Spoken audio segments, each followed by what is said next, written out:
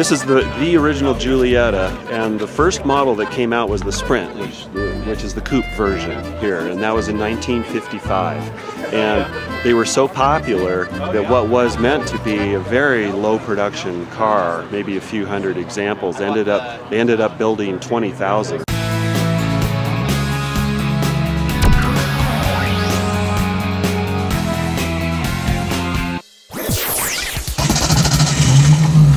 That sounds wonderful.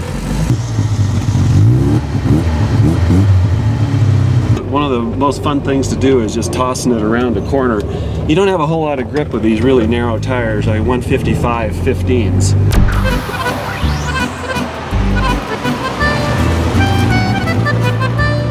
I love this car because obviously Alfa Romeo is coming to America, and it's coming here sooner than later because of the Dodge Dart. Thank God, finally. Is the original Giulietta, so tell me about your car. It's the very last of the original 750 series cars, so it's kind of an iconic example of the original Giulietta. How about the one next to you? And this is the Spider version of the same car. So, and this has a Pininfarina body. This is also a 1959 and a very late 750 series. So these two cars mechanically are very similar. The Spider was, of course, a lot more popular in the United States, but in Europe they appreciate the coupes as much as the Spiders. So, but you know, if you can't decide which one to get, have one of each.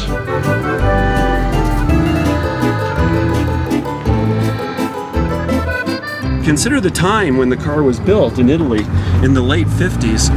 This was just right, it was still, you know, shortly after World War II. So the roads were just simply awful. So consequently, it was kind of the style with the Italian cars of that period that they have very supple, long travel suspension to deal with the really poor road surfaces. And so you can feel that today, that the car actually rides really well for a car from the 50s. Anonima Lombardia Fabbrica Automobili. So that's the Alfa part. Yeah, that's the Alfa part. And factory started in around 1910, and produced just a few cars up until about 1922 or thereabouts. A fellow named Romeo bought the company, and then he was a pretty wealthy industrialist and playboy, and so he turned it into the racing giant pre-World War II. And among the drivers for Alfa Romeo before the war was Enzo Ferrari.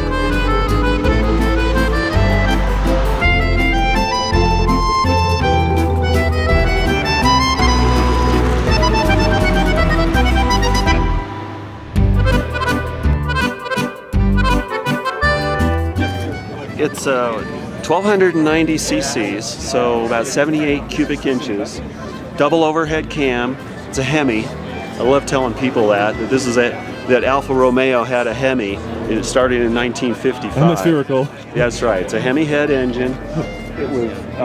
This one's been slightly modified with a Weber carburetor instead of the original Solex, just because it makes the car a lot more drivable and tractable, especially in altitudes in Colorado.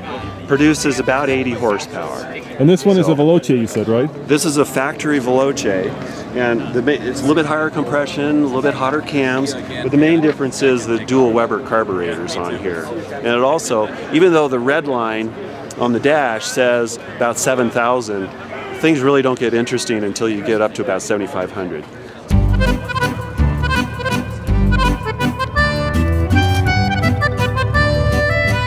You know, the car only weighs 2,000 pounds, so it's not too bad. You can, you can kind of manhandle it a little bit, and one of the most fun things to do is just tossing it around a corner.